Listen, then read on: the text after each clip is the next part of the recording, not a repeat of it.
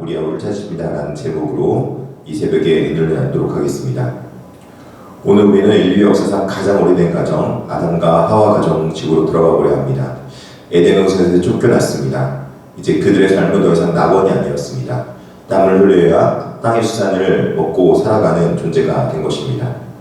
그들 가정에 두 아들이 태어났습니다. 바로 가인과 아벨입니다. 이 가인과 아벨이 이제 하나님 앞에 죄 지은 인간의 그 가장 근본적인 모습을 보여주는 것을 볼 수 있습니다. 가인과 아벨은 각각 자신의 직업을 갖습니다. 동생 아벨은 양을 치는 목자가 되었고 가인은 농부가 되었습니다. 가인은 땅의 수산으로, 아벨은 양의 첫 새끼와 기름으로 제물을 삼아서 하나님께 나아가는 제사를 드리기 시작합니다. 하나님 앞에 나아가서 제사 드릴 때 동생 아벨의 제사는 받으셨지만 형 가인의 제사는 하나님께서 받지 않으셨다 성경에 말씀하고 있습니다. 하나님께서는 왜 가인의 제사는 받지 않으시고 아벨의 제사는 받으셨을까요? 대부분의 많은 목사님들이 곡식은 안 되고 또 고기는 피의 제사이기 때문에 그 제물을 받으셨다 그렇게 이야기를 합니다. 사실 근데 그것은 우리가 보편적으로 생각하는 레위기 제사를 보면은 그런 것만은 같지는 않습니다. 왜냐하면 하나님께 드리는 제사는 특별하게 고기의 제사, 피의 희생의 제사도 있기도 하지만 소제의 제사도 있어서 소제는 곡식으로만 드리는 제사를 하나님께 드리기도 하기 때문에 그렇습니다. 그렇다면 하나님께서는 왜 동생 아벨의 제사만 받으시고 가인 제사는 받지 않으실까요? 중요한 단서는 오늘 본문에 있기보다는 히브리서에서 이 본문을 해석하는 데서 찾아볼 수 있습니다. 히브리서 11장 4절에 보면은 믿음으로 아벨은 가인보다 더 나은 제사를 드렸다 그렇게 말씀하고 있습니다. 여러분, 믿음은 무엇입니까? 믿음이란 하나님 앞에 우리가 믿고 있는 믿음의 삶을 삶으로 증명해 보이는 것이 바로 믿음이라는 것입니다. 그래서 그 믿음을 통해서 하나님 앞에 나아가고 하나님 앞에 자신의 삶을 증명해낸 그 삶으로 드린 것이 바로 이 믿음이고, 아벨은 믿음으로써 그 하나님 앞에 자신의 제사를 드렸기 때문에 삶으로 자기 삶을 통해서 믿음으로 하나님 앞에 드렸다는 것을 알 수 있습니다. 즉 가인과 아벨의 제물의 차이는 그 제물 자체에 있기보다는 삶으로 드린 제사냐 아니면은 삶이 없는 제사였느냐 그 차이였다고 보면 맞을 것입니다. 즉 하나님께서는 가인과 아벨 중에 아벨 자신을 받으신 것입니다. 가인은 제물만 덩그러니 놓았을 뿐 그 마음과 삶은 하나님께 드려지지 않았던 것입니다. 내가 드리는 예배는 곧 내가 누구인가를 보여주는 거울입니다. 하나님 앞에 자신의 예배를 드릴 때 그 예배를 드리는 모습이 누구의 예배인가, 누가 하나님 앞에 그 예배를 드리는가가 중요하다는 것입니다. 제물이 무엇이 중요한가, 어떤 제물을 드려야 되는가, 우리는 그렇게 생각할지 모르겠습니다. 그러나 하나님께서는 그 사람이 어떤 사람인가, 제물을 드리는 사람이 어떤 존재인가를 묻고 있는 것입니다. 그래서 그 제물을 통해서 하나님 앞에 정말 영광 돌리며 하나님 앞에 받은 것을 감사함으로 드리고 있느냐, 그 감사함으로 드리는 제물이 진정한 제물이고 그 감사함으로 드리는 삶을 통해서 하나님께서는 그 사람의 삶을 받으시는 것입니다. 사실 생각해보면 그 말이 맞는 것 같습니다.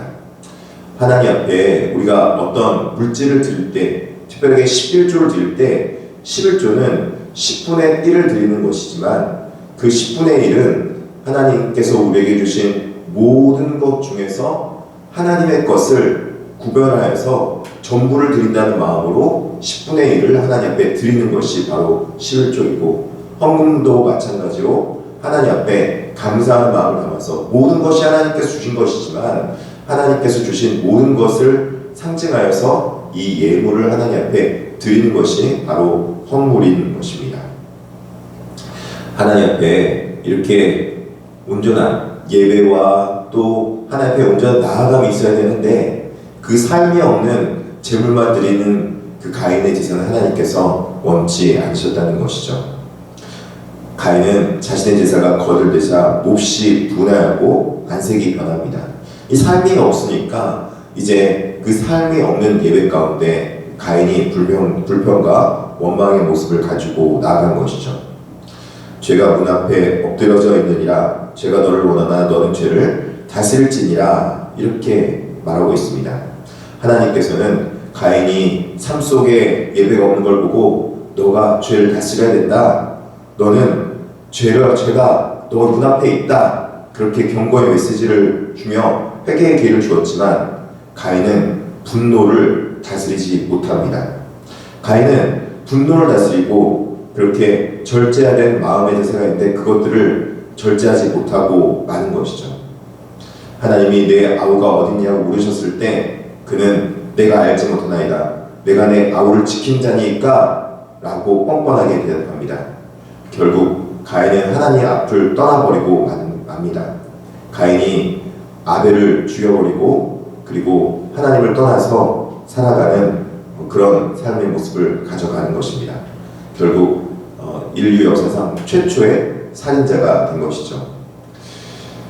가인이 스스로 주의 낯을 뵙지 못하리니 하며 하나님을 등지고 나아간 것입니다. 하나님은 살인자 가인에게조차 죽음을 면할 수 있는 표를 주시며 은혜를 부으셨지만 가인은 그 하나님의 보호조차 믿지 못하고 나아갑니다. 하나님을 떠난 가인은 어떤 일을 했습니까? 하나님으로부터 은혜받고 하나님으로부터 보호받아야 할 삶이 스스로 자기 삶을 보호하겠다고 성을 쌓고 자기 자신을 지키려 합니다. 에덴 동쪽 놋 땅, 즉 유리하고 방황하는 땅에 도착한 그는 아들 에녹의 이름을 따서 에녹성을 지었습니다. 성을 왜 쌓았겠습니까? 바로 자기 자신을 지켜야겠다 하는 두려움 때문이었습니다. 하나님을 떠난 인간은 불안합니다. 나를 지켜줄 분이 없으니 내 힘으로 높은 담을 쌓고 나를 보호해야 되겠다, 그렇게 생각한 것입니다.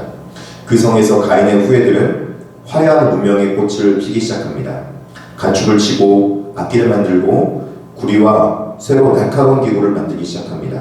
겉보기에는 이 문명은 대단해 보입니다. 하지만 문명의 끝은 무엇입니까? 가인의 6대손 라멕을 보십시오. 그는 두 아내를 거느리며 쾌락을 추구하고 자신에게 상처 입힌 소녀를 죽이며 나서 이렇게 노래합니다. 가인을 위하여는 벌이 7배의 진데 라멕을 위하여는 벌이 70배의 1이로다. 많은 사람들 앞에서 마치 하나님을 비하하듯이 내가 아직도 살아있지 않느냐, 가인을 위하여서는 벌이 7배의 진데 라멕을 위하여서는 벌이 70배의 1이로다, 이렇게 말하면서 자신의 죄를 떠벌리며 자랑스럽게 폭력과 또 그리고 사람을 죽인 것에 대해서 너무나도 자랑스럽게 하고 다니는 모습입니다. 인간 스스로 쌓은 문명, 인간 스스로 맞이한 결말이 이렇게 비참하고 폭력과 악으로 가득 찬 모습이었던 것입니다. 그 무너져버린 아담과 하와의 가정, 아담과 하와의 가정의 후손이 이렇게 무너져버리고 말았던 것입니다. 근데 그 무너진 자리에서 다시 하나님께서 조용히 새로운 신락같은 희망의 역사를 시작합니다. 아담과 하와에게 죽은 아벨 대신에 다른 씨, 즉 셋이라는 씨를 주시기 시작합니다. 셋은 히브리어로 세우다라는 뜻을 가지고 있습니다. 무너진 예배의 자리를 다시 세우겠다는 하나님의 의지를 다시 한번 보여주는 것입니다. 아담과 하와의 가정에서 이 셋을 일으킴으로 인해서 하나님께서는 이 가정이 다시 한번 일어설 수 있도록, 이 가정에서 다시 이 후손이 하나님을 섬길 수 있는 백성이 날 수 있도록 그렇게 연결해 가신 것입니다. 그의 이름이 에노스라는 이제 아들을 낳기 시작합니다. 에노스의 뜻은 아주 미시장합니다. 에노스라는 뜻 자체가 병든 사람, 죽을 수밖에 없는 연약한 존재라는 히브리어 원어 뜻을 가지고 있습니다. 가인의 후예들은 어떠합니까? 나는 강하다. 난 스스로 보호할 수 있다. 나를 건드리면 77배로 갚아주겠다. 내가 이렇게 폭력과 힘이 있고 악독해서 다른 사람을 죽여도 이렇게 나는 건강하게 잘 살아있다. 그렇게 외치는 초인이 되려 했습니다. 하지만 셋의 후예들은 매번 이렇게 고백하는 것입니다. 하나님, 저는 죽을 수밖에 없는 존재입니다. 나는 연약한 존재입니다. 나는 죄를 지어서 이 땅에서 노동해서 수고하고 애쓰며 하나님 앞에 연약하고 부서지기 쉬운 존재, 그런 존재입니다. 그렇게 고백하는 것입니다. 성경은 놀라운 기록을 남깁니다. 그때 비로소 여호와 이름을 불렀더라, 이렇게 말합니다. 창세기 4장 26절입니다. 여기서 여호와 이름을 불렀더라 라고, 이 여호와 이름을 불렀다는 말은 하나님 앞에 나와서 다시 하나님 앞에 예배드리며 제사를 드리기 시작했다. 그리고 여호와 하나님을 높이기 시작했다라는 그런 의미입니다. 여호와 하나님의 높으신 이름과 그분의 위대하심을 다시 찬양하기 시작한 겁니다. 자기 자신을 의지하고 자기 자신의 강함을 자랑하고 자기 자신의 뛰어남을 자랑했던 그런 가인의 후예들에 비해서 셋은 연약해 보였지만 하나님과 동행하고 하나님과 함께함으로 하나님으로부터 보호받고 하나님의 인도하심을 받으며 살아가는 존재가 되었다는 것입니다. 결국 하나님 앞에 예배자로 살아가는 삶의 모습을 단적으로 보여주는 것입니다. 어떤 사람이 예배자로 살아가며 어떤 사람이 하나님 앞에 은혜 받으며 살아가는 존재입니까? 하나님 앞에 은혜 받은 자로 살아가는 존재는 바로 하나님 앞에 믿음으로 살아가는 존재라고 말하고 있는 것입니다. 이 믿음으로 살아가는 존재가 바로 이 셋의 후에 에노스 같은 존재입니다. 하나님, 저희는 연약합니다. 하나님께서 도와주시옵소서. 그렇게 하나님 앞에 예배자로 나아오는 것입니다. 우리는 예배로 나올 때 이런 마음의 자세를 가져야 됩니다.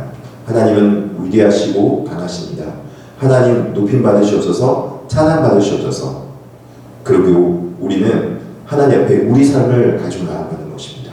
우리 삶이 비록 연약할지라도, 우리 삶이 비록 약해 보일지라도 그 연약하고 약한 모습을 가지고 하나님 앞에 나아가는 모습, 하나님 앞에 연약하지만 하나님의 은혜를 구하는 모습으로 나아가는 것입니다.